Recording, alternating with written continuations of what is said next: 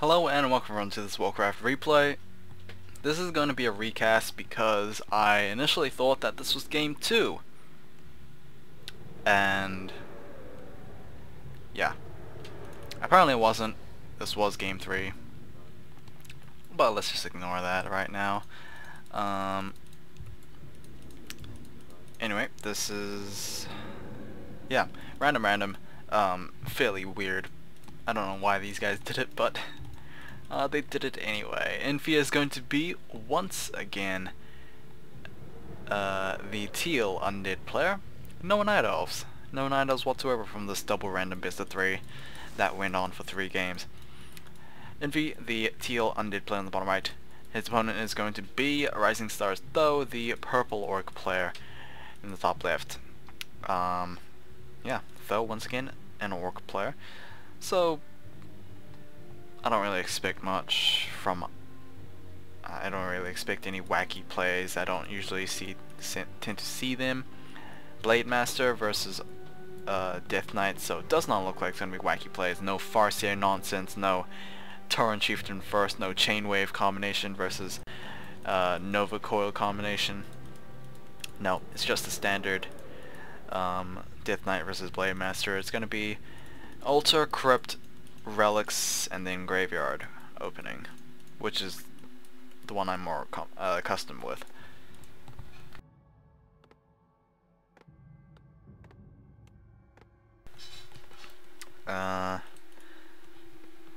Okay, let's predict some... Well, not predict, I kinda know what the unit compositions are, or it's what's gonna be. Basically, yeah, I won't spoil that really. Some people don't like it when that happens. Anyway, series is tied up 1-1. Tho winning the first one, Infi winning the second one. Second game was rather long. I think Tho just dragged it out unnecessarily, but that's what he usually does. It's gonna start off with this Ogre Magi camp with the single grunt. Meanwhile, Infi is just gonna go for the standard, just harass his opponent, try to pick up some kills with the Death Coil. By the way, it is gonna be a Death Coil Death Knight instead of an Unholy Aura because he wants to try and get the Creep Jack.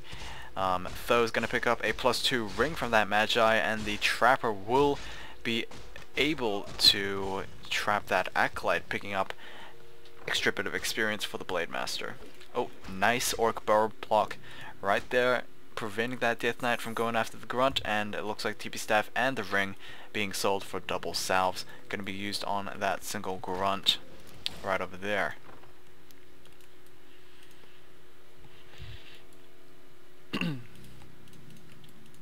Quick tier 2 jump for Infi. He is just gonna I would imagine, well, see, recasting these things is a little annoying because I usually predict things and whether see them whether or not they are true or not. But when I recast, I know what happens and it prevents me from predicting. Anyway, early Crypt Fiend's coming out from Infi. Not that early, but it is relatively early. It's no tier 2 Crypt Fiend production whatsoever. It's just standard Crypt Fiends coming out during tier 2 progression. Anyway, Tho is going to pick up this Magi probably. Will the Death Coil be able to pick it up, I wonder? No, the Magi is going to just stop being attacked in general. The Grunt is going to take a lot of damage in process, however. Might be able to even pick up this Grunt with Death Coil, but it looks like the Grunt is going to run away with plenty of health to spare. Oh no, it's going to turn around for the Magi, and the Critical Strike right in time, picking up another +2 ring. We did see a Death Coil fly, try to pick up that Magi, but was unable to. So, Orc versus Undead, that tends to favor the Undead in my opinion, because Destroyers just completely stomp on Spirit Walkers. Spirit Walkers just feed mana to those Destroyers. Destroyers don't even need to absorb the mana of fellow statues. They can just devour the magic of the Spirit Link. That's pretty much that. So usually Orc players try to retaliate this just by going mass raiders. which Tho is gonna go. Yeah, I'm just gonna say that flat out. Tho is gonna go Master Raiders because just getting Spirit Walkers against Destroyers doesn't seem that logical. Even if Infi's not going Destroyers, the fact of the matter is that Infi could go Destroyers, is the problem, I guess. So Overseer is going to be cleared out. This Overseer has been picked up by Tho. Oh wow. Okay, what is going on? I'm pretty sure I made sure that I had enough space in the hard drive, so hopefully that's not the case. Infi, is going to chase that Grunt. Yes, he will pick up the kill and a lot of experience for that. Grunts provide the most experience compared to other first units because they are just so difficult to kill. It would be so discouraging if the Grunt just gave the same experience as something like a Ghoul, for instance. Anyway, Grip Fiend, very low on health, but I think Infi will be able to pull him back. So right now Tho is also low on his Blade Master. He did use all the charges. There we go with the bestiary. As you can see, no Spirit Lodges, and we're gonna have a Turn Chieftain coming out for Tho. Usually Orc players seem to go for the Turn Chieftain, but then have a change of heart. Turn Chieftain second will kind of boost up, I guess, the performance of these Grunts and Raiders. Additional movement speed as well as attack speed from the Endurance aura, it can be pretty helpful. We have the 100 hit points as well as additional damage upgrades coming in from the for Tho, and it is level 1 Endurance aura. And Tho wants to, well, I'm not sure if he wants to expand, but he is just going to clear out this camp. Overseer, hopefully drop some good items, but the Blade Master will get level 3. That is going to be danger zone for Infi right now. Level 2 Wind Walk is available. There we go with the item. It is going to be a Talisman of Evasion. There we go with a Death Coil. Try to pick up that Grunt. Will the Skeleton be able to? And yes, it will. You usually don't see skeletons ever killing Grunts, but if it's a 11 hit point Grunt, obviously it can win, but only if it's a level, if it's a 11 hit point Grunt. Anyway, more Raiders being popped out for Tho. He's going to place down a War Mill.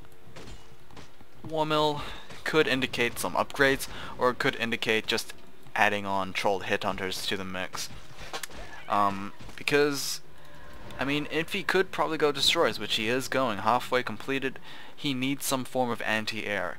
And Headhunters are a fairly good answer to that. Piercing damage does more against light armored, which is, I think, what Destroyers are. Right now, statues are heavy, but... Wait, do they go unarmored or light, I wonder? But anyway, Raiders are also good answers to Destroyers because they can ensnare and then just surround and kill. But Headhunters, they are ranged, so, you know, why not have them? Alright, looks like Crypt is going to be the #1 target for Tho right now. I'm not sure what the reasoning behind that is. Maybe just cut the production on Crypt Fiends, but I would imagine Infi going for a more Destroyer-focused army. Either way, TB Scroll? No, it's going to be TB Staff. Armor on the Death Knight from the Lich, and it was a very quick tier 3 jump as well. I forgot to mention that. Orb of Corruption already on the Lich, and it looks like Tho was trying to expand, but it looks like it's going to be forced to be cancelled unless the Blade Master somehow fins this entire undead army off. Meanwhile, the Death Knight will pick up a Raider and use a invulnerability potion. Well, yeah, that's pretty much going to be it. Tho not really paying attention to that single Death Knight. Death Knight might be able to pick up another Raider right there. Will be able to. Nice Death Coil, but the Ensnare kind of preventing that Death Knight from moving a little bit. And the Crypt will be repaired by the Acolytes. The Acolytes have been pulled off from the gold mine. Not many towers is really defending this. It's not as crazy as Infi has done in Game 2, where he's gone full Spirit Towers to prevent base race situations. But yeah, Troll Warlord is going to be the target for Infi. Maybe he might get an item that might turn the tides. I don't know what it could be. Well, actually I do know. It's going to be Book of the Dead. As I've seen later on that's being utilized. It's not going to be sold. Infi going to take out the rest of the camp. Meanwhile, though, just clearing out the minor camps and the sides here. Infi has an army supply of 38, while Tho has an army supply of 46. Dark Ranger has been picked up from the Tavern as his third hero. I hate recasting, just to mention that. And yeah, here we go with the Death Knight. Moving on out, he does have the Book of the Dead. That's 4 skeletons, as well as 4 skeleton archers. Also, we'll be able to utilize the Dark Ritual. There we go. We'll summon those skeletons right now, and knowing Tho, he will probably go for a counterattack rather than trying to defend, because well, orc units are just way better at destroying buildings than undead units are. The Voodoo Lounge is obviously an easy target, but after that, the orc burrows are pretty much the next in line. Yep. Plus this is beneficial for Tho because it looks like he has Pillage, which I know has been researched. So yeah, there we go with the Force TP scroll right there, trying to save this Black Citadel. Pillage has been researched, so these guys will be benefiting economically by attacking these buildings with Raiders and Grunts, so that's fairly nice as well. Coda Beast added to the mix as well. Not going for the double Coda Beasts as we've seen in Game 1. Tho is going to expand on the right side. Playing rather greedy, although your opponent is an undead, which is most likely not going to expand ever in his entire lifetime. Expanding as an orc. Now that's interesting. Alright, the Book of Dead units are moving on out, trying to harass the base of Tho, which has been fairly crippled. Only 1 peon. If he loses that, well, we do have 2 other peons, but if he loses the only peons he has, that's pretty much game, because he can't rebuild orc burrows, and he can't retrain peons because he's just upside down supply, and the only way to fix that is just getting an army below 20. But right now his double burrows have been finished. We'll be able to resume production fairly soon. He will be able to place down another one and try and replace those peons as quickly as possible. Dark Ranger, as well as the rest of the undead army, is going after that Red Drake. What item will we pick up? I don't know, but Tho is going to begin with this Troll Warlord camp, and the Blade Master is just going after these Acolytes as well.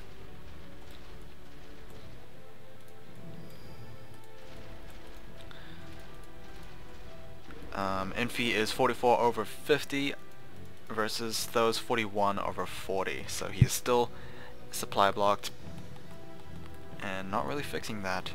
Well, I guess he could fix that with this Great Hole. That would be the most logical explanation on why he's not placing down a burrow.